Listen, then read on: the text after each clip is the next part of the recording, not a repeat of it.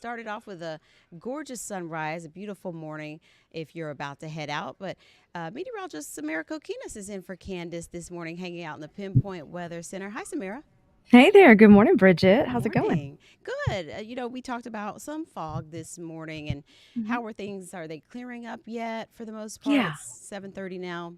Yeah, we start to see some conditions improve as the morning goes on. The only thing that I think really gets better by the hour is the sunrise until, it's all the way up in the middle of the sky, right? And then Hmm. it goes back down for sunset, looking beautiful again. So I want to share that view this morning. It's in Mm, Daytona Beach. It's starting to get a little bright out there now, but I'm telling you, this morning it was just it lit up in that was. fiery orange. It was stunning all up and down our coastline. I shared it on Facebook this morning as well as my Instagram. So be sure to check that out. And I'm sure we'll get some pins from it too. Temperatures were around 70 degrees.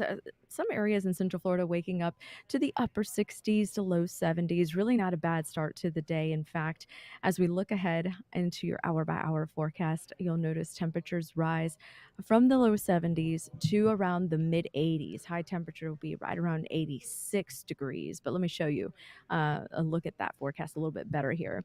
Typically, our average high is actually 79 degrees, not 81. I'll have to change that one for you. But high temperatures along the coastline, we're talking lower 80s across the interior. Mid 80s for this afternoon. So, really not a bad day on tap. In fact, I do believe that with this front moving through, it's not going to do much for us in terms of temperatures today. But there will be a front later in the week that'll really set us up for a really nice change of pace in the temperature department, make it feel a lot more like fall for this time of year here in Florida. And we do have rain chances, hardly anything at all. So we're talking about a sprinkle or two. So let me show you what I mean. The clouds and rain forecast, don't blink because you're going to miss it. As I put the clock in motion, notice as we hit around that 2 o'clock hour, possibly one, there were a few showers in between the I-4 and I-75 corridors. Now, we're not talking about a bunch of heavy rain. I don't believe that a lot of this rain will even happen. If it does, it's going to be like a little bit of a light sprinkle. It's going to be very brief. And a lot of this moisture is going to continue to move to the south today. So, what we will notice is later in the week, another front. It's going to be a little bit stronger than this one. That one will definitely set us up for some better changes. So, quick look at the tropics. Of course, everybody is like, really? Yeah, we got another one. This is a tropical wave that we're watching in the Central Caribbean. Has about a 70% chance over the next 7 days to take on additional development, possibly becoming a tropical depression by the end of the work week, heading into the weekend as it moves back to the west a little bit. But of course, a lot of questions as to exactly what this will do. So we'll continue to watch this system or this wave for now, and basically continue to bring you more updates as they unfold with the different scenarios. So here is that 7 day forecast. This is what I love. I love putting some cold fronts here on the map or on the 7 day graphic, I should say, especially when they make a difference and make it feel really nice here across Central Florida. I'm not talking about really frigid temperatures, but leading up to the next front, there could be a few showers on Thursday. Your high today is 86, tomorrow's 82, 83 by Thursday. But look at Friday, Saturday, Sunday, Monday. Boy, does that look nice. We'll be in the mid to Yes. upper 70s, right? And there will even be a few nights over the weekend. We're talking Mm. Friday and Saturday nights, maybe even Sunday night in a few areas where we'll be in the 50s. So you can expect when you see 56 here in Orlando, you can expect the lower 50s in Marion County and our northern counties. So definitely a big change of pace. I mean, not a huge one, but I think we'll take it. Right, Bridget? I Oh mean, yeah. I look I'm here forward for it. to cracking the windows a little bit. Right. That's what I love about when that nice, fresh, dry, cooler air moves in and it doesn't heat up too much. You can actually give your air conditioner a break. Mm-hmm. Give your electricity bill a break too in Yes, that I some did ways. that. Past couple days, I've done that where once the sun goes down and everything, turn it off for a Yeah. little while, and I turn it back on to go to sleep though because I don't want to wake up hot. But Right, exactly. It's still not, cool enough to yeah, do that yet. But I think maybe over the weekend we could crack the possibly do that windows. if you do. Yeah, Nice, it's nice, nice. especially if you have it screened in or if you have a Mm-hmm. porch. I love to have my coffee on the Mm-hmm. porch in the morning, especially when it's cool outside, so I can just kind Yes, of bundle up and then but you know enjoy what my nice happens? little. The lizards sneak in. I don't know how. What'd you say? The lizards sneak in. I don't know how. I don't know. I mean, they must love you because they don't. They My don't try cat to will come kind of. in. Oh, you have a cat. I Ah, do. She, Yes. uh, she loves to that's one of her favorite pastimes besides basking in the sunshine and being lazy. I love her for that, though. Oh, yeah. Maybe I need to get another She's like, cat. Yeah. I've had a few cats in my day. Maybe it's time to get a new cat. I think it is. Lizard Never Control go wrong. Services. Yes. Thanks, Samara. No problem. Okay. All right. It's time to check in with Trooper Steve, too. Get a check of your roads if you have to head out now and see what he's up to. And you look like you had a delicious Veterans Day brunch from the photos yesterday, Trooper Steve. Yeah, I've got to go where the appreciation is, and I that took me down to Osceola County yesterday. You didn't even For know what you were years, going into. I really didn't have an idea, but I had an idea. Only reason because the Osceola County Sheriff's Office, you got to think about what Osceola is known for: a lot of cattle, Right. rural heritage, Mm-hmm. and stuff like that. So for the past few years, I have seen on social media, anytime they're doing an event and their agricultural deputies are involved, there's always an abundance of food and steaks, and they're out there Mm. seasoning it up, and that's what I rolled into yesterday. Wow. And you're not gonna get any complaints from me. Samara's like, the beef. That was what's for brunch yesterday. I tell you that. And they were seasoning it up. They had a huge grill. They had a nice formal ceremony in the morning. It was a great time. Very If I nice. could be the Osceola County Bureau traffic safety reporter anchor, let's do it, because that means Mm-hmm. I'm going to get fed all the Mm-hmm. time. Yep. How So it did was a how good did time, the though. how did the cow get across the road in Osceola County? I think I think they may have put that thing on a trailer and it ended up different on the other side of the road. I'm just saying. Oh Just boy. saying. So how are the roads It was in a nice day. Go ahead. oh yeah, it started to glitch a little bit. Just how are the roads Uh today and what are you up to for later? Let's go straight to the roads. We'll do that first. I am still watching this minor crash out in Sanford, but Bridgett, outside of that, we are in great shape across Central Florida. So as that graphic stays on the screen, I'm kind of clicking around another computer system that I have, just checking, and there's really not much going on. So let's move on. Earlier this morning, we did have a minor crash pop up off of Orange Avenue by Pine Castle. This is in our Oak Ridge area. Belle Isle, Edgewood. So you're seeing a northbound delay right now, but that's not because of the crash. That's because there's a school right there at the intersection. So we're in pretty decent shape. How's 528 looking? Still in the green this morning. So from 436 to I-4, so that's basically the airport to the I-4, only a 9-minute drive. No complaints. If you're coming in from Brevard County from 95 to the airport, 25-minute drive. If you're complaining about that, then I don't know what to tell you, because those are perfect drive times. This one suddenly popped up on us, but it's still lower than what we usually see on a normal weekday. So from Sanford to downtown Orlando, 28-minute drive. Not horrible, not great. And then 29 minutes from Osceola Parkway to downtown. Even though that's in the red, you already know that's not too bad. You're seeing those delays where they all are on the south end. And so many people ask, why is it always like in a northbound direction? Well, there's not a lot of work on that south end. So many people commute to the metro Central Florida area. So that's why we have those bog downs in the morning. You're seeing that delay westbound I-4 over by Lake Mary. And then the routine stuff in the metro area, especially 408. So not a bad day. I did expect Mm-hmm. traffic to be a little messy this morning because of the holiday and everyone Mm-hmm. kind of coming back. But Mm-hmm. hey, people are paying attention, so that's good. So tonight is WKMG Hits the Road, our last one of the year. And we will be in the Pine Hills area tonight. So I'm going to come out for that for a couple hours this evening. But because of where it's located, Mm-hmm.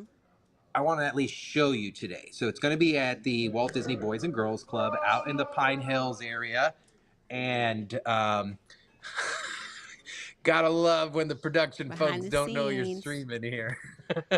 um, and so I'm gonna do that at 10. Take a drive to the Boys and Girls Club. I want to see it. I want to see what it looks like. I've never been out there. I want to show you guys. So that's what my stream will be today. And if you Okay. want to come out and say hi, we're gonna have a huge tent set up. Our creative team is gonna be out at the Boys and Girls Club outside with swag, and some of us will be out there hanging out. So come by, say hi tonight. All right. Sounds perfect. All right. Thanks, Trooper Steve. We'll see you there. See ya. Bye. So we want to get a check of some of those headlines, of course, and then we'll come right back and talk live about service dog training here in Orlando. But first, this story continues about these racist text messages that have been circulating. And so now there's a 13-year-old girl here locally. She and her family want some answers about how this is happening. And so News 6's Treasurer Robert spoke to them about this investigation into these racist text messages.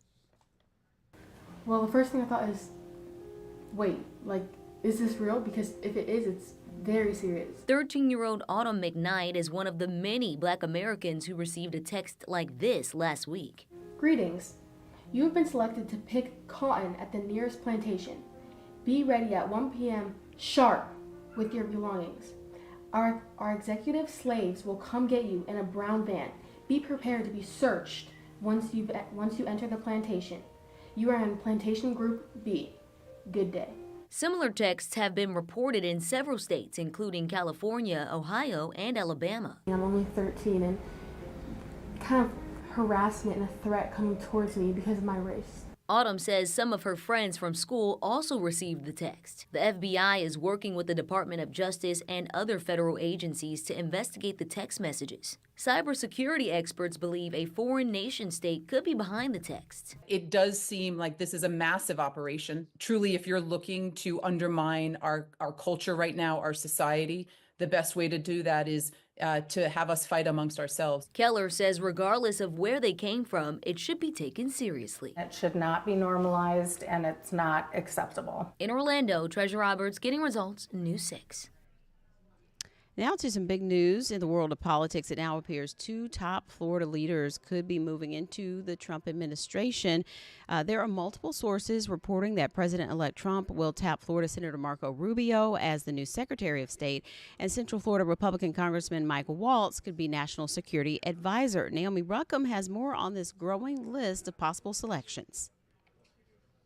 Two sources tell CBS News that President-elect Donald Trump is expected to tap two Florida lawmakers for key cabinet positions, Senator Marco Rubio for Secretary of State and Congressman Mike Waltz for National Security Advisor. Donald Trump is not steeped in policy. Rubio sparred with Trump during the 2016 GOP primaries before dropping out and eventually backing him up through this year's campaign. We are patriots who love America.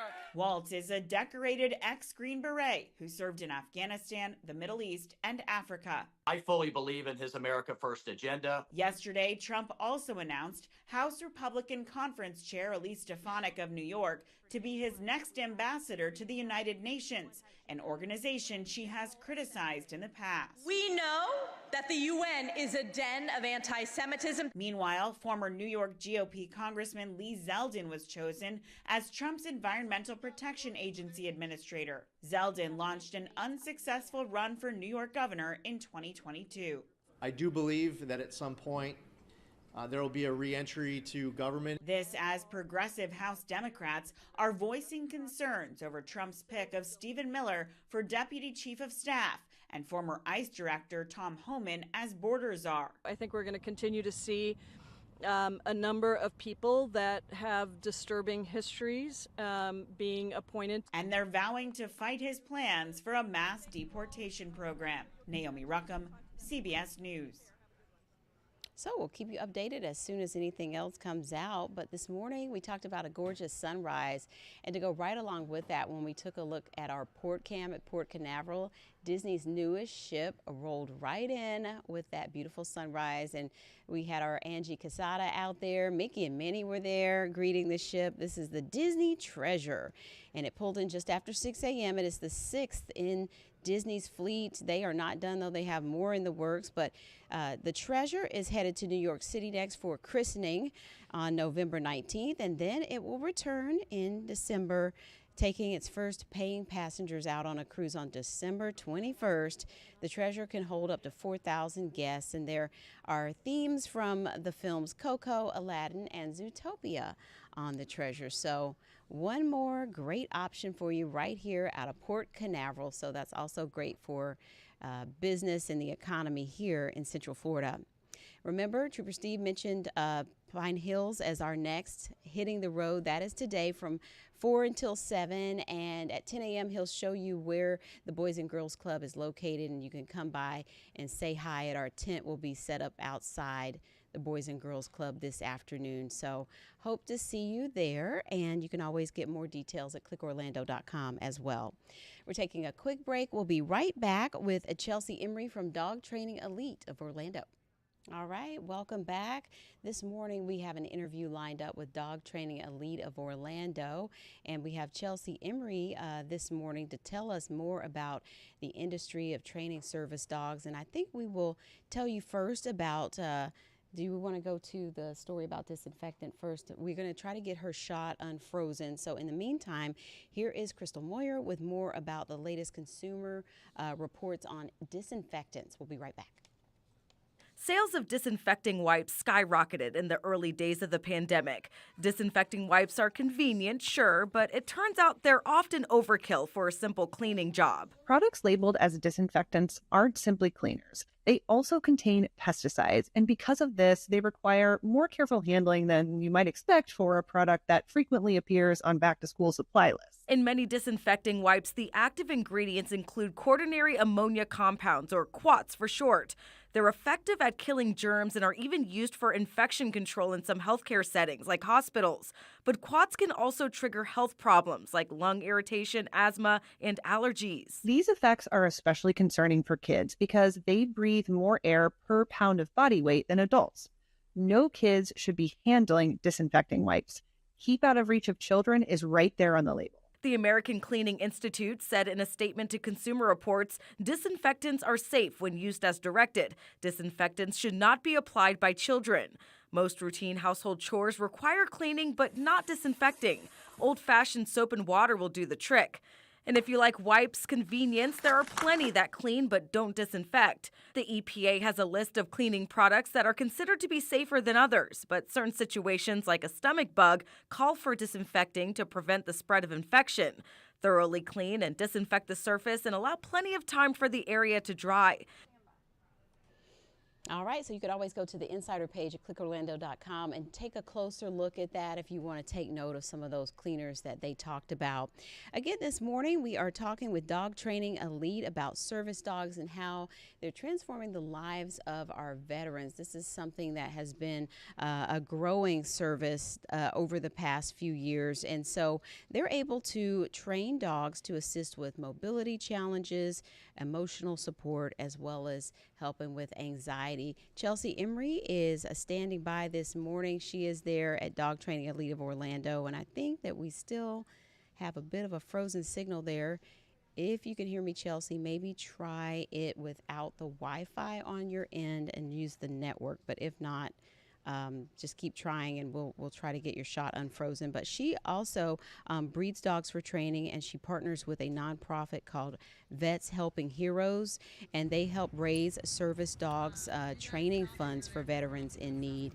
And it's something that has meant so much for veterans who may be dealing with trauma, such as PTSD from different deployments, but they are able to train these dogs to do almost anything. And so there are several locations across the area. Chelsea, are you with us? Yes, I am Hi. here. Okay, great. Well, Hi. Hi, it could be the Wi-Fi. I don't know if you're on your phone, but if you can use the network instead of Wi-Fi, that might help unclog it. Yeah, we're good. Okay, we're good. Okay. Okay. Great. So I was telling everyone about how you are able to help get dogs trained to assist veterans in so many different ways. You also serve the community at large, is that right?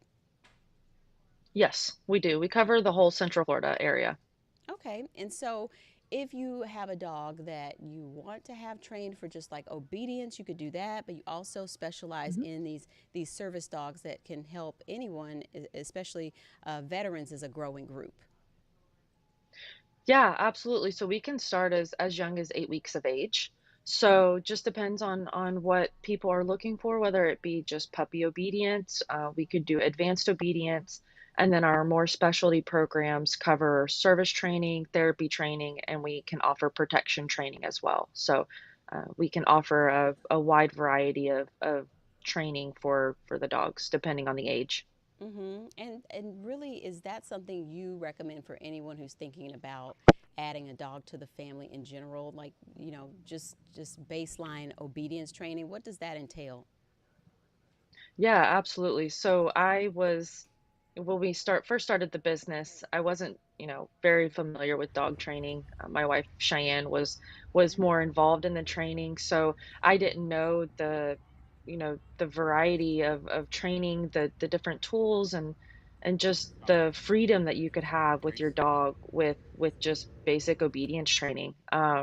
So I highly recommend, starting as young as a puppy. It doesn't just make the dog obedient, but it helps build that bond between you and that dog. It offers more reliability. You can have them off leash and know that they're going to listen to you first time every time, and you just get that unconditional love from your dog with training. So, yeah, I highly recommend as early as 8 weeks. Definitely reach out and get some training for them for sure. And is that where you have to drop them off for camp, so to speak, or is it sort of like you come in for classes? Yeah, so we have both options. So we do in-home dog training is where we started, and then we were able to also offer an elite training camp, and that is a day camp. So they drop off in the morning, pick up in the afternoon, Monday through Friday, and then as you can see here, we offer group classes as well. So once the one-on-one sessions are completed, our pups will come out for group classes, and we do different obedience activities. We really work on that bond between them around all different distractions. So hmm And what's amazing to me is just how versatile, how intelligent these animals are. And so they're able to help with everything from, like we talked about earlier, physical or mobility issues, emotional support, and then even with, those dealing with anxiety or post traumatic stress disorders. yeah, the cool thing is since we've started this business here in Orlando, our veterans specifically, they've been able to tell us stories that their dogs have kind of keened in on a scent that they were giving off before they had a panic attack. hmm And the dog recognized it and jumped into action right away. So it's the coolest thing in the world. Being able to see our veterans, when they come overseas, they have a hard time being able to jump back into society and do their normal day-to-day activities. And with a partner by their side, their service animal can give them that peace of mind. It can, help them be happier and feel more safe and grounded while they're out in public. So it's an amazing thing to see those dogs, work for their owners, and even when they're not out in public, they're still working for them at home. So it's an amazing thing to see. And we talked about that differentiation as well because there have been stories in the past about people maybe using animals sort of to get the perks of having a service dog, but it not being a certified bona fide service dog. What is the difference there with that? Because there is a such thing as an emotional support animal, but sometimes there's some abuse of that term as well. Like, can you help explain that for people so they understand the difference? Yeah, absolutely. So an emotional support animal is exactly what's in the title. It is an emotional support animal, and that is what they do. They don't perform, any specific task.